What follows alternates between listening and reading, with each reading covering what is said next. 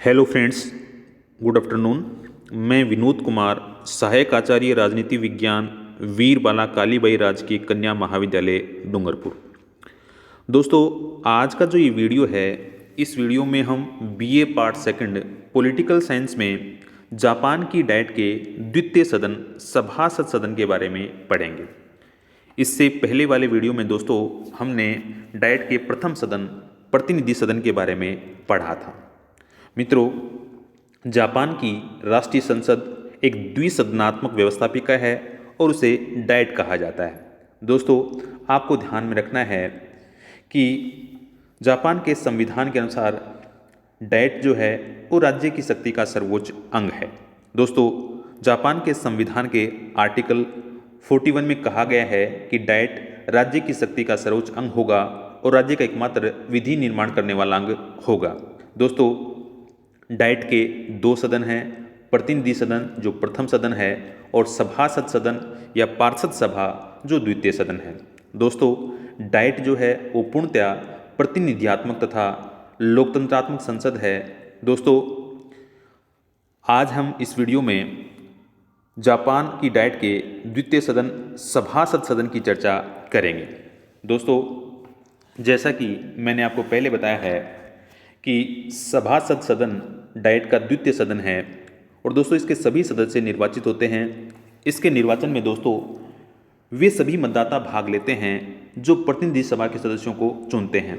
दोस्तों, इसका निर्वाचन सार्वभौम वयस्क मताधिकार के आधार पर प्रत्यक्ष रूप से होता है।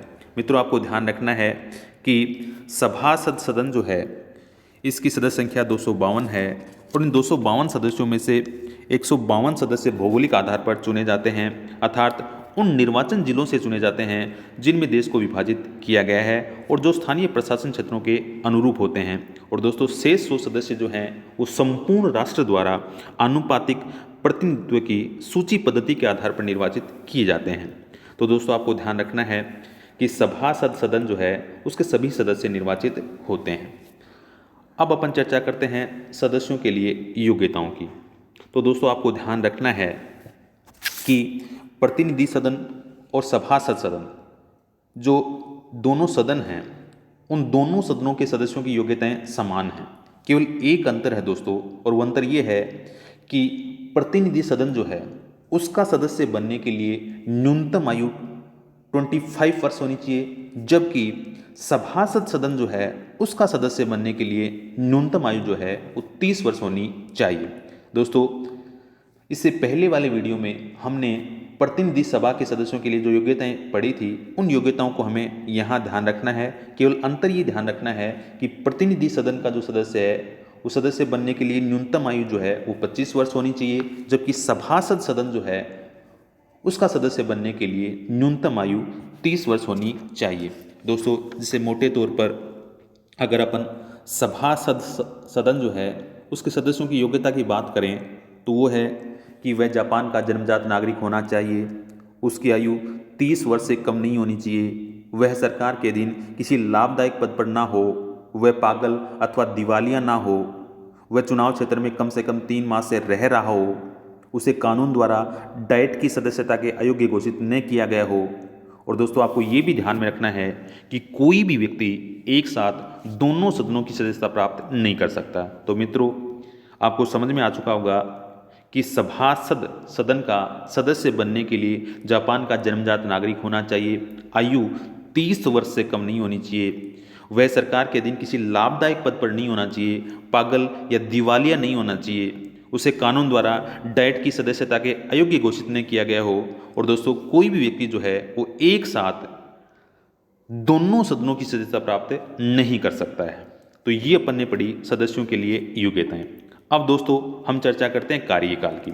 दोस्तों, आपको ध्यान रखना है कि सभासद सदन के सदस्यों को 6 वर्ष के लिए चुना जाता है। और मित्रों, आपको ध्यान रखना है कि प्रति 3 वर्ष पश्चात आधे सदस्य जो हैं वो अवकाश ग्रहण कर लेते हैं और उनके स्थान पर नए सदस्यों का निर्वाचन होता है। मित्रों, आपको ये भी ध्यान रखना है कि स्थायी सदन है और इसका विघटन नहीं किया जा सकता है। एक बार अपन पुनः दोहरा लेते हैं। तो दोस्तों, आपको ध्यान रखना है कि सभासद सदन के सदस्यों को 6 वर्ष के लिए चुना जाता है, लेकिन प्रति 3 वर्ष पश्चात आधे सदस्य अवकाश ग्रहण करते हैं और उनके स्थान पर नए सदस्यों का निर्वाचन होता है। मित्रों, ये स्थायी सदन है और इसका विघटन नहीं किया जा सकता है।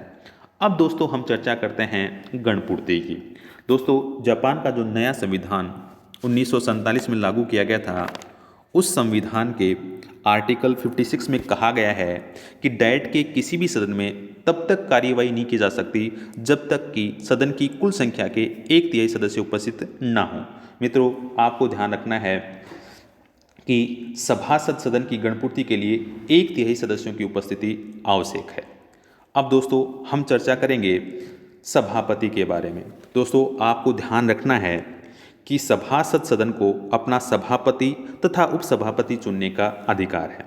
दोस्तों, आपको ये ध्यान रखना है कि सभापति जो होता है वो सदन की अध्यक्षता करता है, लेकिन जब कभी वह उपस्थित नहीं होता है तो उपसभापति सदन की अध्यक्षता करता है। दोस्तों, आपको ध्यान रखना है कि सभापति जो है वो सदन में अनुशासन तथा व्यवस्थाएं बनाए रखता है। और दोस्तों, आपको एक बात विशेष रूप से ध्यान रखनी है कि जब कभी सदन में किसी भी विधेयक पर पक्ष तथा विपक्ष में बराबर मत आ जाते हैं तो ऐसी स्थिति में दोस्तों सभापति जो होगा वो निर्णायक मत का प्रयोग करेगा। तो मित्रों, आपको ध्यान रखना है, एक बार पुनः मैं दोहरा रहा हूँ कि सभासद सदन जो है उसको अपना सभापति तथा उपसभापति चुनने का अधिकार है। दोस्तों, आपको ये भी ध्यान रखना है कि सभापति जो है वो सदन की अध्यक्षता करता है, लेकिन दोस्तों आपको ध्यान रखना है कि उसकी अनुपस्थिति में उपसभापति सदन की अध्यक्षता करता है। दोस्तों, आपको ध्यान रखना है कि सभापति जो होता है वो सदन में अनुशासन तथा व्यवस्थाएं बनाए रखता है। और आपको जो विशेष बात ध्यान रखनी है वो ये ध्यान रखनी है कि अगर सदन में किसी भी विधेयक पर पक्ष तथा विपक्ष में बराबर मत आ जाते हैं तो ऐसी स्थिति में दोस्तों सभापति जो है वो निर्णायक मत का प्रयोग करता है। तो मित्रों, आज का जो ये वीडियो है, इस वीडियो में हमने डाइट के दूसरे सदन सभासद सदन के बारे में पढ़ा है और मैं आशा करता हूँ कि आपको ये समझ में आया होगा।